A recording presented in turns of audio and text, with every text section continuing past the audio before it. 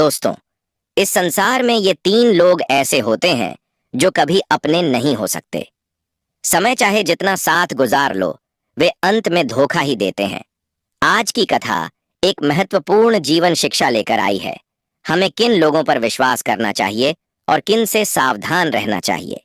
इस संसार में अनेक लोग ऐसे हैं जो दोहरे व्यक्तित्व वाले होते हैं। ऊपर से वे अत्यंत विनम्र और सरल प्रतीत होते हैं, लेकिन भीतर से उनका स्वभाव कठोर और छलपूर्ण होता है। ऐसे लोगों की असली पहचान करना बहुत कठिन हो जाता है। ऐसे व्यक्तियों के साथ भलाई करने का कोई लाभ नहीं होता, क्योंकि वे अंततः धोखा देने से नहीं चूकते। आज की इस मार्मिक कथा के माध्यम से हम जानेंगे कि कुछ लोग नियम की जड़ जैसे होते हैं। चाहे उन्हें कितना भी स्नेह और सम्मान दिया जाए, उनके स्वभाव में कभी मधुरता नहीं आ सकती। आप उनका कितना भी भला चाहें, लेकिन वे आपको पीड़ा ही देंगे। ऐसे लोगों की प्रकृति ही कुछ ऐसी होती है, कठोर, स्वार्थी और कपटी। तो आइए इस प्रेरणादायक कथा के माध्यम से ऐसे लोगों को पहचानने का प्रयास करें।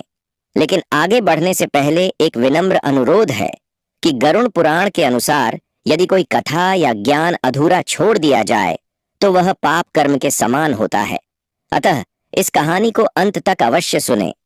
और यदि आप सनातन धर्म में श्रद्धा रखते हैं और प्रभु श्री राम के भक्त हैं, तो इस वीडियो को लाइक करें, चैनल को सब्सक्राइब करें और कमेंट में जय श्री राम अवश्य लिखें। तो आइए बिना विलंब किए इस कथा का शुभारंभ करते हैं।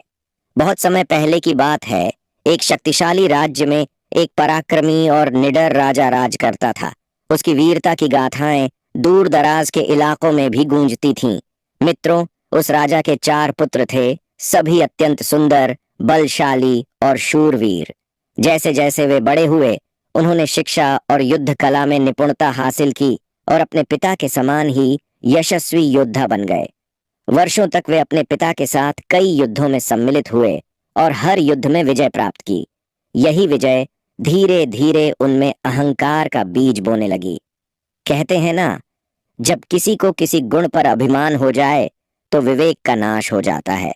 फिर वह व्यक्ति हृदय से नहीं बल्कि अपने अभिमान से सोचता है। शास्त्रों में कहा गया है, मनुष्य को इन 6 बातों पर कभी गर्व नहीं करना चाहिए: विद्या, शौर्य, धन, कुल, बल और मान सम्मान। विद्या से गर्वित व्यक्ति अपनों की सलाह अनसुनी कर देता है। शौर्य से उन्मत्त व्यक्ति हर बात में युद्ध चाहता है, जिससे वह संकट में पड़ता है। धन पर घमंड करने वाला अपनी बुराइयों को समझ नहीं पाता। कुल पर घमंड करने वाला योग्य लोगों का अपमान करता है। बल से गर्वित व्यक्ति दूसरों को दुख देता है और सम्मान पर गर्व करने वाला सबका तिरस्कार करता है। राजा अपने 4 पुत्रों से बहुत स्नेह करता था। जब भी कोई योजना बनाता, वह उनसे सलाह अवश्य लेता। वह मानता था कि परिवार में जब हर सदस्य की बात सुनी जाए तो आपसी कलह नहीं होती। समय बीतता गया और राजकुमार अब शिकार खेलने जंगल जाने लगे। एक दिन राजा ने उन्हें बुलाकर समझाया, पुत्रों, अब तुम बड़े हो चुके हो, अपने निर्णय स्वयं ले सकते हो। पर मेरी एक बात हमेशा याद रखना, शिकार के लिए उत्तर, पूर्व और पश्चिम दिशा में तो जाना, पर दक्षिण दिशा की ओर कभी मत जाना। वहां एक ऐसा रहस्य है जो संकट में डाल सकता है। भूल से भी वहां मत जाना। चारों ने पिता की आज्ञा को श्रद्धा से स्वीकारा और दक्षिण दिशा से दूर रहने का वचन दिया। अगले कई दिनों तक वे जंगलों में शिकार खेलने जाते रहे, पर दक्षिण की दिशा को नजरअंदाज करते रहे। परंतु मित्रों, जब किसी बात पर मन में संदेह उठता है तो वह धीरे धीरे विचार को कुतरने लगता है। एक दिन शिकार के बाद चारों राजकुमार थक कर एक वृक्ष के नीचे विश्राम कर रहे थे। उस समय सबसे छोटा भाई, जो थोड़ा चंचल स्वभाव का था, बोला, भैया, मुझे एक बात खटक रही है। पिताजी ने 3 दिशाओं की अनुमति दी, पर दक्षिण दिशा की नहीं। आखिर क्यों? क्या पिताजी कभी उस दिशा में हारे थे? क्या कोई ऐसा राजा है जिसे हमारे पिता पराजित न कर सके हों? बड़ा भाई बोला, ऐसी बात नहीं है, पिताजी कोई कारण से ही मना कर रहे होंगे। पर छोटा भाई बोला, मुझे लगता है कि वही उनकी कमजोरी है। हमें यह जानना चाहिए कि उन्होंने किस डर से हमें रोका। अगर हम वहां जाकर शिकार करें तो हमारी ख्याति और भी बढ़ जाएगी। हम डरने वालों में नहीं हैं। उसकी बातों में आत्मविश्वास भी था और जिज्ञासा भी। धीरे धीरे बाकी तीनों भाइयों ने भी उसकी बातों को स्वीकार कर लिया। सभी ने तय कर लिया कि अगली सुबह वे दक्षिण दिशा में शिकार करने जाएंगे। रात को वे घर लौटे और विश्राम करने चले गए। अगली सुबह जब जाने लगे तो पिता से बोले, पिताजी, आज हम शिकार के लिए निकल रहे हैं। शायद देर हो जाए क्योंकि अन्य राज्यों के राजकुमार भी आते हैं। राजा ने कहा, पुत्रों, तुम्हारी शक्ति पर मुझे संदेह नहीं, पर फिर भी शीघ्र लौटने का प्रयास करना। चारों राजकुमार पिता को प्रणाम कर घोड़ों पर सवार हुए और शिकार के लिए निकल पड़े। उस दिन चारों राजकुमारों ने सीधे दक्षिण दिशा की ओर प्रस्थान किया। चलते चलते वे अपने राज्य की सीमा को पार कर गए। जैसे जैसे वे आगे बढ़ते गए, वन घना होता गया और रास्ता सुनसान। उन्होंने अपने घोड़े वहीं छोड़ दिए और साधारण वेश में पैदल ही यात्रा करने लगे। पत्थरीले और कांटेदार जंगलों से गुजरते हुए वे बहुत दूर निकल आए। अब वे एक ऐसे घने वन में पहुंच चुके थे जहां दूर दूर तक न कोई गांव दिखता था, न कोई मानव की आहट। प्यास की पीड़ा ने उनका धैर्य तोड़ना शुरू कर दिया।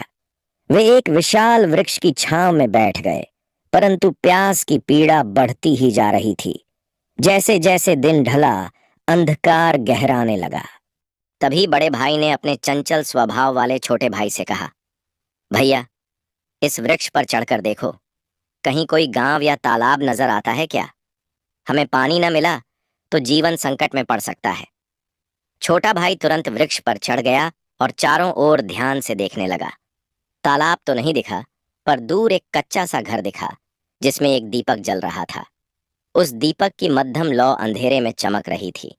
यह दृश्य देखकर छोटा भाई अत्यंत प्रसन्न हुआ। वह पेड़ से उतरकर नाचता हुआ अपने भाइयों के पास गया और बोला, भाइयों, वहां थोड़ी दूर एक कच्चा घर दिखा है जिसमें दीपक जल रहा है। संभव है वहां पानी मिल जाए। राजकुमारों ने जब यह सुना तो राहत की सांस ली और तुरंत उस दिशा में चल पड़े।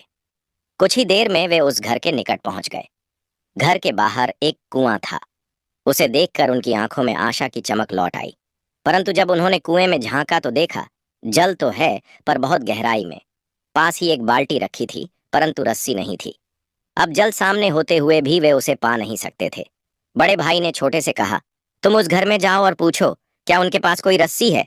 अगर घर के बाहर कुआं है तो रस्सी भी अवश्य होगी। छोटा राजकुमार तत्परता से उस घर के द्वार तक गया, दरवाजा खटखटाया और पुकारा, क्या कोई है? कृपया मदद करें, हम प्यास से व्याकुल हैं। कुएं में पानी है पर रस्सी नहीं। यदि आपके पास रस्सी हो तो कृपा करके दे दीजिए। कुछ क्षण बाद द्वार खुला और एक अनुपम रूपवती कन्या बाहर आई। उसकी सुंदरता देखते ही राजकुमार भी कुछ क्षणों के लिए ठहर सा गया।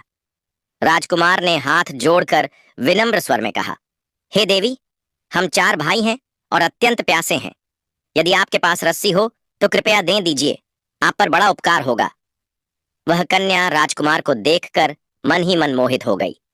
वह सोचने लगी, कैसा सुंदर युवक है। यदि यह मेरा पति बन जाए तो जीवन सफल हो जाए। राजकुमार ने पुनः आग्रह किया, हे देवी, कृपया सोच में मत डूबिए। यदि आपके पास रस्सी हो तो हमें दे दीजिए। वह कन्या बोली, ठीक है, मैं अपनी बड़ी बहन से पूछ कर आती हूँ। थोड़ी देर बाद वह अपनी बहन के पास गई और बोली, बहन, द्वार पर एक अत्यंत रूपवान युवक खड़ा है। लगता है कोई राजकुमार है। वह रस्सी मांग रहा है। क्या हम उसकी सहायता करें? बड़ी बहन भी बाहर आई और राजकुमार को देखकर सोच में पड़ गई। राजकुमार ने उसे भी वही विनती दोहराई। तब बड़ी बहन बोली, रस्सी तो मिल जाएगी, लेकिन एक शर्त पर। यदि आप हमारी बात माने तो न केवल रस्सी मिलेगी, बल्कि जल, भोजन और विश्राम की व्यवस्था भी हम करेंगे। राजकुमार थोड़ी देर चुप रहा, फिर बोला, आपकी बात उचित है, पर मैं अपने भाइयों से पूछे बिना उत्तर नहीं दे सकता। कृपया मुझे थोड़ी देर दें। वह लौटकर अपने भाइयों के पास गया और सारी बात बताई। भाइयों ने जब सुना कि जल, भोजन और विश्राम मिलेगा, बस एक शर्त माननी होगी, तो वे बोले, भैया, जान बचाना ही सबसे जरूरी है। हम तैयार हैं। चारों भाइयों ने निश्चय कर लिया, वे शर्त स्वीकार करेंगे। परंतु मित्रों, उन्हें अभी यह नहीं पता था कि उस शर्त के पीछे छिपा है एक बहुत बड़ा रहस्य, एक चक्रव्यूह, एक परीक्षा। छोटे राजकुमार ने अपने भाइयों से पूछकर पुनः उसी स्थान पर जाकर उस बड़ी बहन से कहा, हे देवी, मेरे भाइयों ने आपकी हर शर्त को स्वीकार कर लिया है। अब कृपया हमें जल पिलाइए और यह भी बताइए कि आपकी शर्त क्या है। बड़ी बहन मंद मुस्कान के साथ बोली, हे सुंदर यात्री, हमारी शर्त यह है कि हम केवल 2 बहनें नहीं अपितु 4 बहनें हैं। चारों अत्यंत रूपवती हैं और आज तक अविवाहित हैं। हमें आज तक कोई ऐसा पुरुष न मिला जिसे देखकर हमारा मन मोहित हो सके, परंतु तुम चारों भाई अत्यंत सुंदर, शूरवीर और कुलीन लगते हो। यदि तुम हम चारों से विवाह कर लो तो हम तुम्हें न केवल जल देंगे बल्कि अन्न, विश्राम और घर जैसा स्नेह भी देंगे। यह सुनकर छोटा राजकुमार चौंक गया। वह सोच में पड़ गया। यह कैसी शर्त है, बिना पिताजी की आज्ञा के विवाह करना। वह शीघ्र ही अपने भाइयों के पास लौटा और बोला, भाइयों, वे चारों बहनें हमसे विवाह करना चाहती हैं। शर्त यही है, वरना न पानी मिलेगा, न भोजन, न विश्राम, और यदि शर्त मान लें तो सब कुछ मिलेगा। एक राजकुमार ने आश्चर्य से कहा, हम उनसे विवाह कैसे कर सकते हैं? हमारे पिता तो हमें राजकुमारियों से विवाह कराएंगे। यह अनहोनी बात है।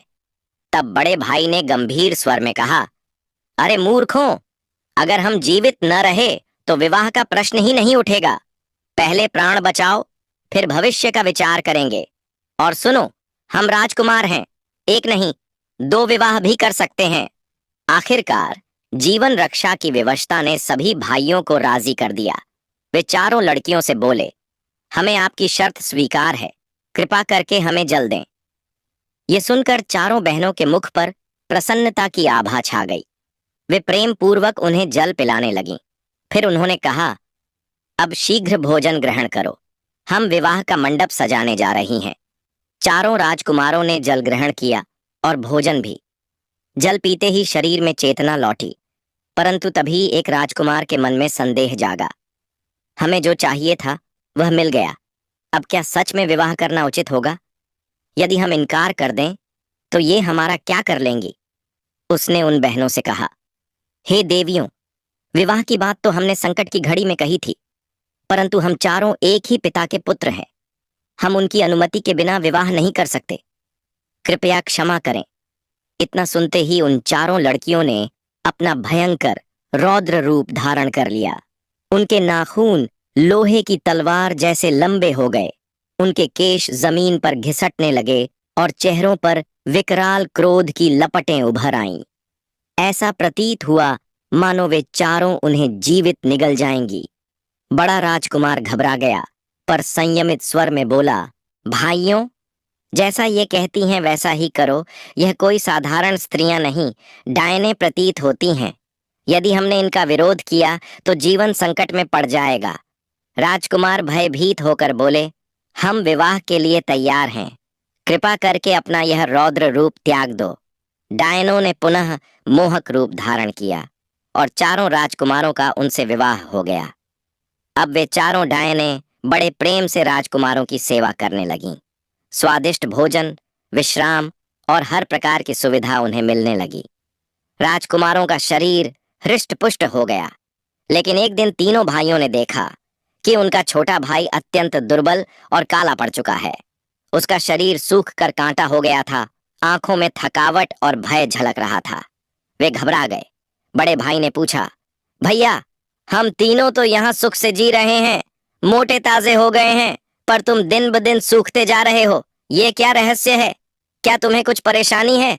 हमें बताओ। बड़े भाइयों के इस सवाल पर छोटा राजकुमार उदास होकर बोला, भाइयों, मैं इस समय बहुत बड़ी परेशानी में हूं। बड़े भाई चिंतित होकर पूछते हैं, क्या परेशानी है भैया, कहो तो सही। छोटे राजकुमार की आंखें भर आईं। उसने भर्राए स्वर में कहा, जब मेरी पत्नी मुझे भोजन परोसती है और मैं पहला निवाला मुंह में डालता हूं, तभी वह जोर जोर से रोने लगती है। वह पीट पीट कर रोती है जैसे कोई बहुत बड़ा दुख हो। उसका रोना देखकर मेरा कलेजा कांप उठता है। मैं खाना नहीं खा पाता और इसी कारण मेरा शरीर सूखता जा रहा है। राजकुमार ने आगे कहा, जब मैं उससे पूछता हूं कि आखिर क्यों रोती हो, तो वह कोई न कोई बहाना बना देती है। कहती है, यह मेरी आदत है, जब मन करता है रो लेती हूं। यह सुनकर बड़ा भाई गंभीरता से बोला, भैया, यह कोई साधारण बात नहीं है। कोई स्त्री रोज रोज उसी समय क्यों रोएगी जब तुम भोजन करने बैठते हो? इसमें अवश्य कोई गहरा रहस्य छुपा है। आज ही उससे साफ साफ पूछो, और अगर वह फिर भी न बताए तो कह देना, मैं आज खाना नहीं खाऊंगा। छोटा भाई बोला, भैया, मैं उससे कैसे कहूं? मैं उससे बहुत प्रेम करता हूं और वह भी मुझसे अत्यंत स्नेह करती है। वह दुखी हो जाएगी। तब बड़े भाई ने समझाया, भाई, प्रेम में सच्चाई सबसे जरूरी है। यदि वह तुमसे प्रेम करती है तो तुम्हारे कहने पर सच अवश्य बताएगी। जीवन का प्रश्न है, यह कोई हंसी ठिठोली नहीं। रात आई। छोटी डायन भोजन लेकर आई। जैसे ही छोटा राजकुमार पहला निवाला मुंह में डालने को हुआ, वह फिर जोर जोर से रोने लगी। उसके आंसू थाली में गिरने लगे। तब राजकुमार ने थाली हटा दी और गंभीर स्वर में कहा, भद्री, मैं तुमसे बहुत प्रेम करता हूं, पर आज तुम्हें सच बताना ही होगा। जब जब मैं भोजन करता हूं तुम क्यों रोती हो? ये कोई संयोग नहीं है, ये कोई आदत नहीं है, ये कोई रहस्य है। अगर तुमने आज सच नहीं बताया तो मैं आज खाना नहीं खाऊंगा। डायन कांप गई। पहले तो बहाने बनाने लगी, स्वामी, ये मेरी आदत है। बस जब मन करता है मैं रोने लगती हूँ। आप चिंता मत कीजिए, खाना खाइए। लेकिन राजकुमार ने दृढ़ता से कहा, नहीं भद्री, जब तक तुम सच्चाई नहीं बताओगी मैं एक कौर नहीं खाऊंगा। तुम नहीं जानती मैं तुमसे कितना प्रेम करता हूं। तुम्हारा दुख मेरा दुख है। इतना सुनते ही वह शांत हो गई। उसकी आंखों में अश्रु छलक आए। उसने कांपते स्वर में कहा, स्वामी, आज मैं वह रहस्य बताऊंगी जिसे जानकर आपके प्राण कांप उठेंगे। लेकिन मैं यह केवल इसलिए कह रही हूं क्योंकि मैं आपसे सच्चा प्रेम करती हूं। वह बोली, हम चारों बहनें साधारण स्त्रियां नहीं, डायने हैं। हमारी एक राक्षसी माता भी है जो घने जंगल में रहती है और मांस से ही तृप्त होती है। मेरी तीनों बहनें शिकार लाकर उसे खिलाती हैं, जंगली पशु, वनवासी मनुष्य, और यदि कुछ न मिले तो, उसने गला रूंधते हुए कहा, तो वे अपने पति को मारकर मां को खिला देती हैं। राजकुमार सन्न रह गया। वह बोली, अब तक तो उन्हें शिकार मिलता रहा, लेकिन जिस दिन जंगल सूना हो जाएगा मेरी बहनें आपके भाइयों को मारकर मां को खिला देंगी और मैं कुछ नहीं कर पाऊंगी, क्योंकि मैं आपसे प्रेम करती हूं, इसलिए रोती हूं। मुझे डर लगता है। उस दिन के बारे में सोचकर मैं कांप उठती हूं जब आप अपने भाइयों को खो देंगे। मैं जानती हूं आप अपने भाइयों से बहुत प्रेम करते हैं, और जब वे नहीं रहेंगे तो शायद आप मुझसे भी प्रेम करना छोड़ देंगे। छोटी डायन की आंखों में अश्रु छलक आए। वह बोली, हम डायनों के लिए मनुष्य की जिंदगी एक खिलौना है। जब तक मन करे खेलते हैं, और जब जी भर जाए तो उसे मारकर खा जाते हैं। स्वामी, मैं यही सोच सोच कर रोती हूं कि एक दिन यह मुसीबत अवश्य आएगी, वो दिन जब मेरी बहनें आपकी जान भी ले लेंगी। यह सुनकर छोटा राजकुमार भय से कांप उठा। तभी उसकी पत्नी आगे बोली, घबराइए मत, मैं आपकी और आपके भाइयों की जान बचा सकती हूँ, लेकिन इसके लिए मुझे एक उत्तर चाहिए। आप जाइए और अपने भाइयों से पूछ कर आइए। यदि उनकी जान बच जाए तो क्या वे किसी और की जान बचाने का वचन दे सकते हैं? राजकुमार ने सिर झुकाया। ठीक है, मैं अभी उनसे पूछकर आता हूं। उधर चारों डायनें शिकार की तलाश में जंगल को निकल गईं। इधर छोटा राजकुमार भागा भागा अपने भाइयों के पास पहुंचा। उसने गंभीर स्वर में कहा, भाइयों, हम भयंकर संकट में फंस चुके हैं। जिनसे हमने विवाह किया है वे कोई साधारण स्त्रियां नहीं, बल्कि डायने हैं। मेरी पत्नी ने यह भेद मुझसे इसलिए बांटा क्योंकि वह मुझसे सच्चा प्रेम करती है। उनकी एक राक्षसी माता है जो प्रतिदिन मांस खाती है, और जिस दिन उन्हें जंगल से शिकार नहीं मिलेगा उसी दिन वे हमें मारकर अपनी मां को खिला देंगी। तीनों भाई सन्न रह गए। भय से उनके चेहरे पीले पड़ गए। तभी छोटा भाई बोला, लेकिन एक उपाय है। मेरी पत्नी कहती है कि अगर हम वचन दें तो वह हमें इस मृत्यु से बचा सकती है। इतना सुनते ही एक राजकुमार क्रोधित होकर बोला, अरे नटखट, पहले भी तेरी शर्तों के कारण हम इस दक्षिण दिशा में फंस गए, और अब फिर कोई वचन? मैं तो किसी शर्त को नहीं मानूंगा। तब सबसे बड़े भाई ने गंभीर स्वर में कहा, अरे मूर्ख, यह समय झगड़े का नहीं, जीवन बचाने का है। अगर किसी स्त्री चाहे वह डायन ही क्यों ना हो, हमारे प्राण बचा सकती है तो हमें उसका वचन निभाना ही होगा, मरता क्या ना करता। छोटा राजकुमार अपनी पत्नी के पास लौटा और बोला, हम चारों भाई वचन निभाने को तैयार हैं। पहले आप हमारी जान बचाइए, फिर जो वचन कहेंगी हम निभाएंगे। तब छोटी डायन ने धीमे स्वर में कहा, मेरा वचन सरल है, अगर मैं तुम्हारी जान बचाऊं तो तुम हमारी जान बचाना। राजकुमार ने विनम्रता से सिर झुकाया, हम वचन देते हैं।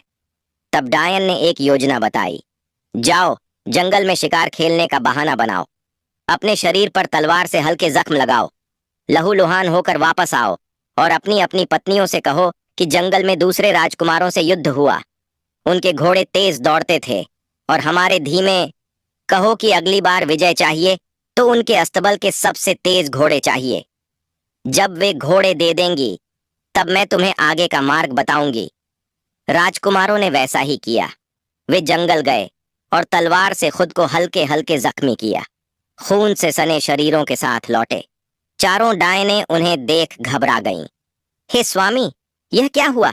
राजकुमार बोले, जंगल में दूसरे राजाओं के राजकुमार मिल गए, उनके घोड़े बिजली की तरह तेज दौड़ते हैं, हमारे घोड़े धीरे हैं, इसलिए हम घायल हो गए। डायनें चिंतित होकर बोलीं, तो हम तुम्हारे लिए क्या कर सकती हैं? राजकुमारों ने कहा, बस अपने अस्तबल से वे घोड़े दे दो जो सबसे तेज दौड़ते हैं, ताकि हम अगली बार युद्ध में विजय पा सकें। डायनें थोड़ी चौंकी और बोली, तो फिर हम भी तुम्हारे साथ युद्ध में चलेंगी। राजकुमारों ने विनम्रता से कहा, नहीं, यदि युद्ध में स्त्रियां लड़ेंगी तो हमारी बदनामी होगी। हम एक राजा के पुत्र हैं, हमें अपनी मर्यादा का ध्यान है, हम लड़ना जानते हैं, आप बस घोड़े दे दीजिए। तीनों बड़ी बहनों ने जब राजकुमारों की बात सुनी तो वे मुस्कुराईं और अपनी सबसे छोटी बहन से बोलीं, जाओ इन्हें हमारे अस्तबल से सबसे तेज दौड़ने वाले घोड़े दे दो। छोटी बहन ने बिना देर किए चारों राजकुमारों को अस्तबल में ले जाकर 4 बेजोड़ घोड़े सौंप दिए, ऐसे घोड़े जो हवा से बातें करते थे। घोड़े पाकर चारों भाई बोले, अब आगे का रास्ता बताओ, हमें कहाँ जाना है? छोटी बहन ने गहरी सांस ली और कहा, यहाँ से बहुत दूर एक गहन जंगल है, उस जंगल के अंतिम छोर पर एक नदी बहती है। यदि तुम वह नदी पार कर लोगे तो मेरी बहनों की कोई शक्ति तुम्हें छू भी नहीं सकेगी। उस पार हमारा असर नहीं चलता, वहां पहुंच जाना ही तुम्हारी मुक्ति होगी। फिर उसने गंभीर स्वर में कहा, पर ध्यान रखना, अगर मेरी बहनों ने पूछ लिया कि ये रास्ता तुम्हें किसने बताया तो मेरा नाम मत लेना। यही मेरी एकमात्र प्रार्थना है, यदि तुम मेरा नाम लो तो मेरी जान नहीं बचेगी। चारों भाइयों ने वचन दिया, हम तुम्हारा नाम कभी नहीं लेंगे। फिर क्या था, वे चारों तेजी से घोड़ों पर सवार होकर जंगल की ओर दौड़ पड़े। दिन ढलने लगा था जब वे जंगल के अंतिम छोर पर पहुंचे और नदी पार करने लगे।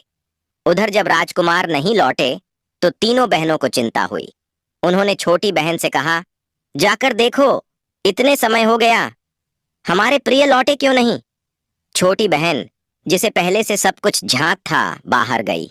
थोड़ी देर बाद लौटकर बोली, मुझे लगता है वे चारों हमें धोखा देकर भाग गए हैं। यह सुनते ही तीनों बड़ी बहनें विकल हो उठीं। वे तुरंत अपनी माँ के पास पहुंची और सब कुछ बताया। माँ ने गुस्से में लाल आंखों से कहा, चलो उन्हें अभी पकड़ना होगा। वे सभी नदी की ओर दौड़ पड़ी, लेकिन जब तक वे पहुंचती चारों राजकुमार नदी पार कर चुके थे। वहां पहुंचकर डायनों की माँ चीख पड़ी, मूर्खों, शिकार खुद चलकर आया था और तुमने उसे छोड़ दिया। वो चारों राजकुमारों की ओर घूर कर बोली, अब तो तुम हमारी पहुंच से बाहर हो, हम कुछ नहीं कर सकते, लेकिन यह तो बता दो, तुम्हें भागने का रास्ता किसने बताया? तीनों बड़े भाई, जो एहसान भूल चुके थे, कहने ही वाले थे कि सबसे छोटा भाई फुसफुसाया, भाइयों मत बताओ, हमने उस लड़की को वचन दिया है, उसने हमारी जान बचाई है, अब हमें उसका साथ निभाना चाहिए। पर दुष्ट हृदय अपने स्वार्थ से ऊपर नहीं उठते। तीनों भाई बोले, अब तो हम बच ही गए हैं, अगर तेरी पत्नी मरे भी तो क्या फर्क पड़ता है, वो भी तो एक डायन ही थी। छोटा भाई फिर बोला, नहीं, उसका दिल इंसानों से भी सुंदर था, उसने हमें बचाया, हमें धोखा नहीं दिया, उसे बचाना हमारा धर्म है। लेकिन दुष्ट भाइयों ने न सुनी और सारी सच्चाई डायनों की माँ को बता दी। माँ ने जैसे ही यह सुना, तीनों बहनों ने एक साथ गुस्से से चीखते हुए अपनी छोटी बहन पर झपट्टा मारा, उसे नोच डाला, खा गईं और उसकी हड्डियां वहीं फेंक दी। तीनों भाई इस दृश्य को देखकर हंसे, लेकिन सबसे छोटा भाई वहीं जमीन पर बैठकर रोने लगा। उसकी आंखों में आंसू थे और दिल में तूफान। तीनों भाई बोले, पगला गया है क्या? वह तो डायन थी। पिताजी तेरा विवाह किसी सुंदर राजकुमारी से करवा देंगे। चल घर चल। छोटा भाई उठ खड़ा हुआ और कहा, नहीं, तुम लोग धोखेबाज हो, एहसान फरामोश हो। मेरी पत्नी ने तुम्हारी जान बचाई और तुमने उसी की जान ले ली। तुम मेरे भाई नहीं रहे। आज से मैं तुम्हें पहचानता तक नहीं। फिर वह अकेला बैठा नदी के किनारे, उस स्त्री की याद में जिसने मृत्यु को गले लगाकर भी प्रेम को निभाया। डायने और उनकी माँ वहां से चली गईं। जब सब शांत हो गया तो छोटा राजकुमार घोड़े पर चढ़ा, नदी पार की और वहीं पहुंचा जहां उसकी पत्नी की केवल हड्डियां बची थीं। उसने एक चिता बनाई, उन हड्डियों को गले लगाया और फिर उसी चिता पर बैठकर रोते रोते अग्नि में समा गया। कहते हैं, जिसने सच्चा प्रेम किया हो वह जाति, धर्म, रूप या रूपांतर नहीं देखता। वह आत्मा से प्रेम करता है और उस प्रेम के लिए अंत भी स्वीकारता है।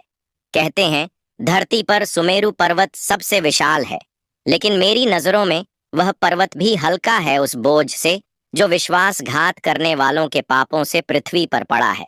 और वहीं एक भाई था जिसने अपने प्राण देने वाले के साथ अपने प्राण भी त्याग दिए। ये कथा हमें सिखाती है कि यदि कोई हमारी जान बचाए, हमारी पीड़ा में हमारा सहारा बने, तो हमारा कर्तव्य है कि हम उसका आरण चुकाएं, नहीं तो इंसान कहलाने का हक नहीं रखते। जो भलाई के उत्तर में छल करता है, अंततः वह ईश्वर का कठोर दंड पाता है। तो प्रिय दर्शकों, यह कहानी आपको कैसी लगी? हम आशा करते हैं कि इस कथा से आपको एक गहरी सीख मिली होगी। आपके विचार, आपकी भावनाएं हमारे लिए बेहद महत्वपूर्ण हैं। कृपया अपनी राय कमेंट बॉक्स में जरूर साझा करें। जय श्री राम।